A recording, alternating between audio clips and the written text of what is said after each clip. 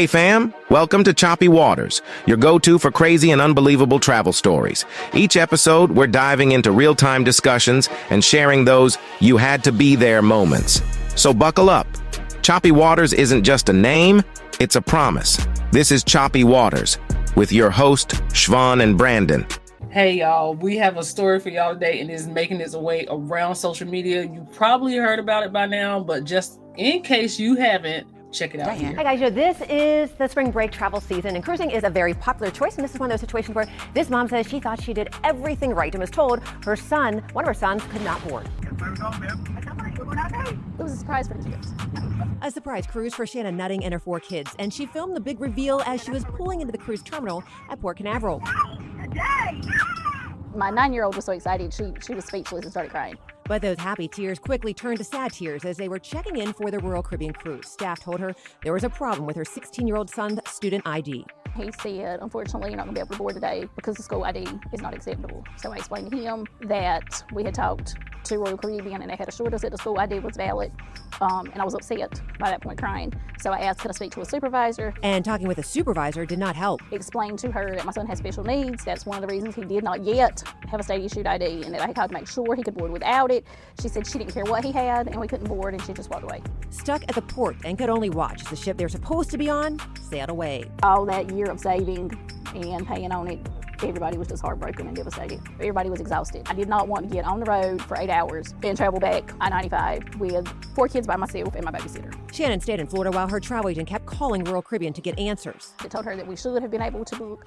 At that point, they wanted us to fly to Cozumel, for us to pay to fly to Cozumel, and board the ship 2 days later. An option Shannon says she was not willing to do, so they made the best of it and stayed in Florida and enjoyed it there for a few days.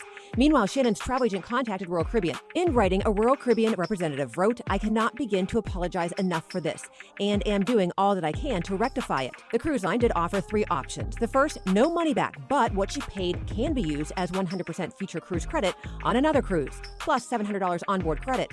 The second option, a full refund. And the third, a full refund on the cruise plus a 25% future cruise credit. Shannon says none of the 3 options are acceptable. We wanted the money for the cruise back and the expenses. The expenses that we had for traveling to Florida while we were there, for meals, gas, the lodging, and all of that. Royal Caribbean told me this was human error by staff at the cruise port, and Shannon and her family should have been able to board as they had the right documentation. She added because of this incident, the cruise line provided additional training to staff at the port to prevent this from happening again. When I asked why Shannon's expenses are not going to be covered, the representative said the full refund of the cruise would cover those. If I made a mistake and they offered me anything, any kind of refund, then I would think that would be gracious of them. But I didn't make any mistakes. I made sure we had all the documentation, everybody's birth certificates were certified, the people who needed IDs had IDs, and I just feel like them offering a refund of the cruise price is just unacceptable. After such a big ordeal, Brandon, how do you feel about this situation? 2 things can be true. Yes. 1, Royal Caribbean really screwed up here. The information should be uniform. Yes. So if I'm told one thing here, it should be the same at the cruise port. Absolutely. 2, you should have just got your son an ID. If you spent all this time paying for it, you don't want to leave anything to chance. Just go, set an appointment, and get a student ID. Or get your son an ID. Absolutely. Now, we have a saying here in our household is, don't give people a reason. And that means if you're preparing for something that is a once in a lifetime opportunity or something that's going to cost you some money or even taking you a while to pay for, make sure that you are doing everything you can to prepare. We do empathize with this mother because we do have a child with special needs. And I could not fathom or imagine taking my son out of the country knowing that he's not able to communicate. Now, I don't know her son's condition. I don't know what kind of special needs that he has. She just said that he has special needs. Our son is nonverbal. So I would not imagine taking him out of the country and then something happening and he has no way of communicating, identifying himself, or even saying, hey, I need help. So for us, it's kind of a touchy subject and it does lead to concern. Because what if something happens and you only have a high school ID? Is that going to be enough? Right. And again, Royal Caribbean probably should get all this together. I think this is 2 separate conversations. It's one of what do you do for your special needs child or special needs individual? Yes. What should you have them prepared with before you cruise? Yes. And 2, why does being told one thing over the phone, or you do your research and you're told one thing either by your research, by your travel agent, or you directly, why does not translate to the port? Absolutely. So for me, I will say this. When we're looking at traveling of any type, when we're looking at doing any type of business with anybody or spending money, we do need to also understand that these are corporations and companies, and they do have the right to deny you access to these cruises or any other kind of vacation that you may book. Just because you paid your money does not mean that they have to allow you to board the ship. That sounds crazy. Yes. But also let's keep in mind that we are all humans. And even though there are protocols in place, even though there are SOPs in place, it still does not negate the fact that an individual can derail the whole thing. So by you being over prepared, by you not giving people a reason, that makes your case a little bit stronger. Now, I understand the recourse that Royal Caribbean had. Offering 100% refund is amazing. Yes. Offering future cruise credits is amazing. Yes. Offering $700 onboard credit is amazing. Yes. Where I don't agree is I don't think that Royal Caribbean should have to pay for your vacation that you took after the vacation you missed. No, they shouldn't. You went to Disney World for presumably 3 days. Yes.